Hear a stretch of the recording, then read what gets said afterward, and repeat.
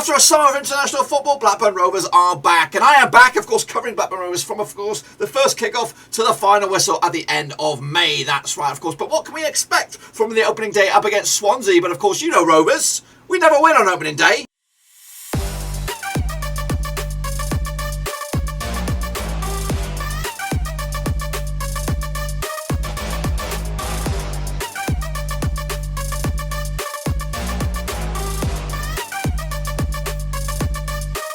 That's right, folks, back once again with another match preview. Looking forward to Blackburn Rovers kicking off the brand new squeaky clean season, of course, out of the Championship, and we'll get to that in just 1 second. If you're new, where have you been, boys? Smash your subscribe and I'll get you bang up to date with all things Blackburn Rovers related, Blackburn Rovers players playing abroad related, world football related. We're going to do it all here under one rooski, of course. That's right, why I'm rocking the old Chile shirt. If you don't know the deal, of course, if you are a Swansea fan thinking, why is he wearing a Chile shirt? Well, of course, get on there, Google Big Bad Boy Brereton Diaz, of course, the Stoke-born Chilean sensation, of course, has had a good summer. I've had all the people involved with Blackburn Rovers. The only person who's had a good summer, really, has been Big Bad Boy Brereton Diaz, of course, and that's a story for you guys to investigate. Anyway, looking forward to the start of the new season, even though Rovers have been absolutely, they've been inactive, desolate, quiet, I don't know what you want to call it, throughout the summer. No ins, really. A lot of players going out, so a lot of question marks will remain. As for Swansea, of course, a lot of their own bit of drama at the moment. Of course, a lot of key players have left, new manager at the helm. But anyway, let's jump in the deep end then, shall we? Of course, look forward to the kickoff of the brand new season as we preview each and every one of the Rovers games, starting right here at Ewood Park. That's right, Blackburn Rovers kicking it all off against Swansea with a new badge, I believe. Of course, I think I don't know if it's a permanent thing, but I believe it's for this season and this season alone. Well, you can elaborate on that as well in the chat down below. Let's kick it on forward then, shall we? Of course, Blackburn Rovers, just in case you don't know, play their football at Ewood Park with a 31,367 capacity when in full attendance. Their manager these days is Tony Mowbray, still. Of course, El Capitano is Darrell Lenihan.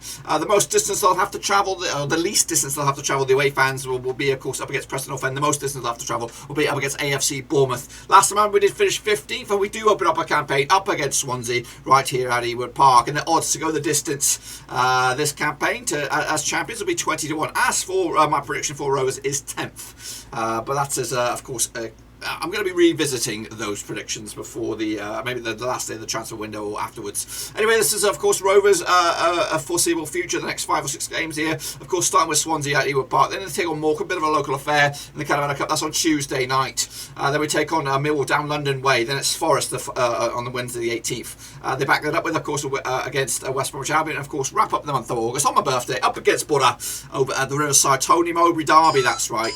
Looking forward to that one as well. As for, of course, let's take a look at last season's stats then, shall we?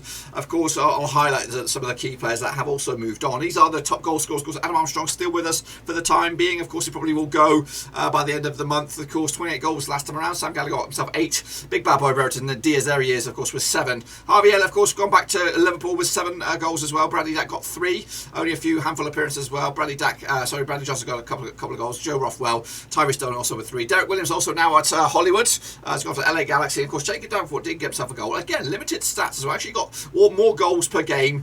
No, we didn't. No, I was just going to say than Bradley Dack, but that's wrong. Anyway, as for the key assist makers, of course, Harvey Elliott. Of course, we've not really replaced this lack of creativity. Of course, he got 11 assists last time around. The next best thing was Adam Armstrong, and again, he could be on his way. I doubt he'll be on his way before this match, so I do anticipate him to be involved the match in some capacity. As for the most tackles, let's get into the defensive quarters. Then we have actually lost these top 2 players as well. Barry Douglas went back to Leeds, and then I think he's gone over to Poland to kick on his career. As for Jared Brathwaite, he's also gone back to Everton as well. Then we look at some of the players that have still remained. Lewis Travers and Ryan Nyambi with, of course, around about 2.1 tackles per game or something like that. And again, he only had a bit part of the season last time around for Lewis Travers, so hopefully a bit more of him to come. Of course, Tom Tribal, Maribel also left. Lewis Holtby's also left, and Daniel Ayala's on the physio table once again. As for the most interceptions, of course, Branthwaite, Tribal, of course, leading the charge on that one, and then Taylor Harwood-Best has also gone abroad on loan, I think. So a lot of players that were involved, key parts of the team, you would say, have moved moved on from there. This is my starting 11 there for Blackburn Rovers coming at you. I've got Kaminsky between sticks. Pickering comes in at left back. He was a signing that we made last season, and he's touted to be a bit of a key part of the process for us. Key involvement in League One and in Crew as well with assists, so hopefully we'll see more of him. Lenihan alongside him. We're going to go with Hayden Carter at the start. Of course, Wharton's not there yet, I don't think. And then we've got Nyambi at right back. Then we've got Travis Buckley and Davenport, an academy, I was say academy trio, but it's not really. Davenport has been brought in, but he's been with us for the few years, but never really made the grade. Maybe this is his year. And of course, Brereton Diaz up the top alongside Armstrong, and of course Tyrese Dolan could be a handful as well. Not really. It's an okay squad. It is a very hard-working squad here, but we do lack a lot of depth. I do anticipate our bench to be loaded with youngsters, as we've made no business in the transfer window. All right then, of course, taking on Swansea City this coming weekend. That's right. Of course, they play the Football at Liberty. Of course, we'll have to look forward to that match whenever that comes around, which also capacity around about 21,000. And then manager now, of course, I need to correct that. I need to stick an extra L in there. Of course, his name is Russell Martin. That's right. Of course, formerly of MK Dons, brought in to replace Stevie Cooper, who's gone on to pastures new. He's actually put his feet up for the time being. The captain, of course, was Matt Grimes, but of course, we'll have to wait and see who's been revealed as captain for this coming season. The nearest match for the away day fans will be against Cardiff. Of course, they'll take on Middlesbrough as well, which would be the most distance they'll have to travel. Last time around, they did finish 4th. Of course, they opened up the campaign against Rovers, 40-1 to get promoted, and my prediction was 4th. I think that was more weighted with Stevie Cooper at the helm. I think you know what, Russell Martin's been highly touted. He had a great start of play, and he was a coveted manager in League One. But I don't know about first season. First season might be a bit of, especially when you look at the players that have gone out for Swansea City. But anyway, let's take a look at their resume heading into this. They take on Reading in the Carabao Cup on Tuesday. Then it's Sheffield United. Big couple of difficult games for the Swansea for the first month of the season. That's over in Wales, and then take on Stoke as well. Then take on Bristol City. A bit of a near match there, a bit of a derby, you would say, kind of. Not really a derby, but it's localish. And then of course they take on Preston North End on August the 28th, my birthday, just in case you're wondering. Let's take a look at some of the stats then from of course last season. Andre Ayew no longer with the club, 17 goals last time around. Jamal Logan himself 14 as well. Connor Roberts, I think he's injured for the time being, but still on the books there. Conor Hoonahane has of course gone back to Villa. I'm sure he's going to be up for a loan, I'm sure. Wherever he is. Ben Cabango at the back there, centre back with 4 goals. Jay Fulton, Matt Grimes of course on his way.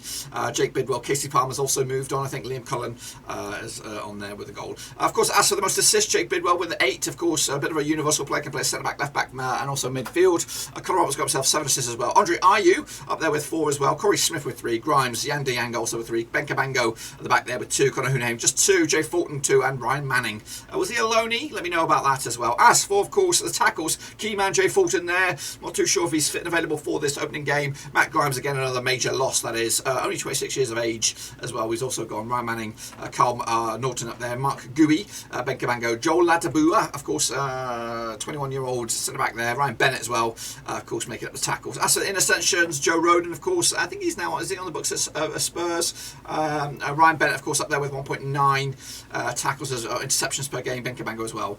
So, of course, some key players have moved on, of course, just like Rovers. This is my starting 11 for you. A bit of a question marks remain. I'm not too sure how it's going to pan out. Of course, no Woodman, I think, these days. Bender between the sticks. Got Bidwell at left back, Bennett, Cabango, and Norton make up a back 4. Strong back 4 there. Smith, Smith, Danda, and Williams. Young Williams in their midfield. Again, hot and cold in midfield. Joseph from, of course, a pickup from Wigan. Cullen, of course, leading the charge. Kamal Lowe as well. So Carl Joseph and Lowe, formerly of Wigan.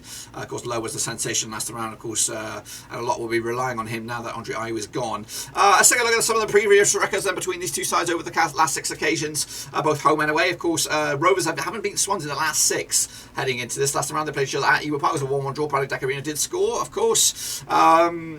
But yeah, it's been a while since Rovers picked up a victory. In fact, if you take a look at the last 5 at Ewood Park, it's much better reading for us. We haven't lost to Swansea in the last 5 matches heading into this, of course. The last win for Rovers over them was back in 2015 in the FA Cup. I think it was at this game.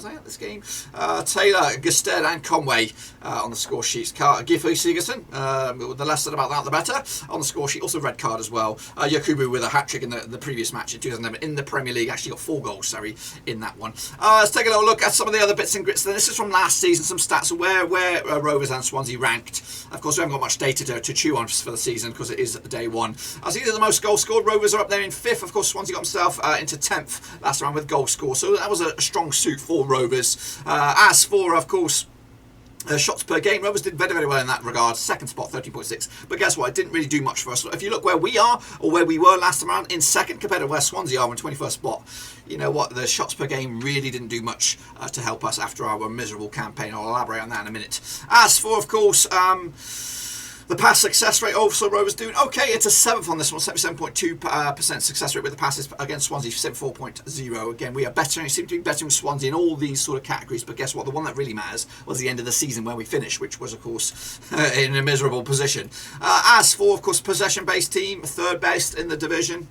You know what? And again, you know, a lot of these, when you look back, I think I haven't got the data correctly, but I think Russell Martin's MK Dons had these sort of stats as well. They were playing high percentage possession football, a lot of shots and all this kind of stuff, but the results weren't working in the favour. So I was anticipating a bit of a resurgence this time around for MK Dons or Russell Martin. But has he got enough time to implement his style of play for Swansea in this game? I don't know.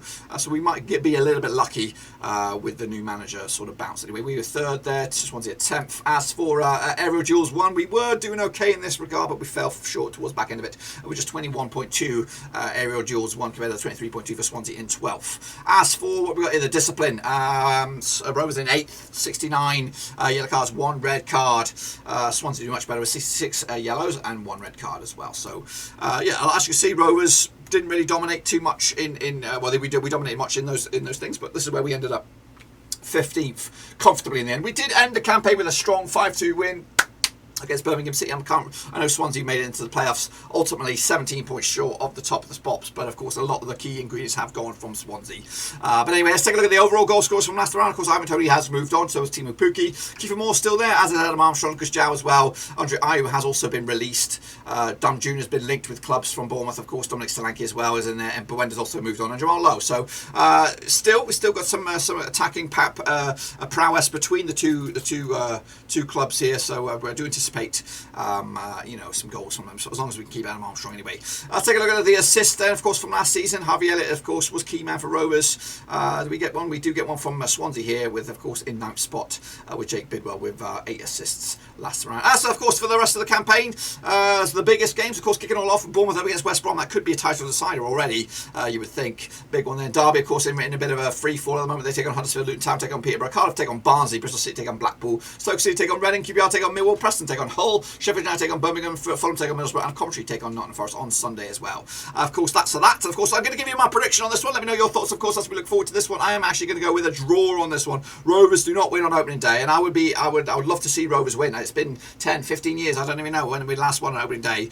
To be fair, I'm not saying that we could technically win this game purely because of the new manager bounce for Russell Martin. I think if we were playing Swansea maybe in November, at home, regardless of form, if he could have time to implement his stuff, then I would more fancy Swansea to win this game. But I do actually, out of the two sides, if it was going to favour one, I would favour Rovers for this one, purely because we haven't won. We've got to win sometime, and of course Swansea's new manager with of course trying to implement a new style of play with new tools and all that kind of stuff. So the new manager bounce usually happens in season when things are going wrong. This is a brand new start. I just think they'll have a bit of a wobble. Let me know your thoughts, of course, as we look forward to kick off, and of course kicking off the brand new season. We will have a watch along for this one. So of course, if you're a Swansea fan, if you're a Rovers fan, be sure to come by here on the channel, Blackburn Rovers / no, it's not. It's youtube.com / Blackburn Rovers. Of course, we have a coverage, of course, a bit of a build up. There'll be a bit of interactiveness for you on your watch alongs. We'll have a sidebar which will be a mystery footballer. It'll be Swansea or Rovers players from the past. Of course, you just stop by, say hello. We'll watch the game. Of course, I am based in the United States, so I can watch the game.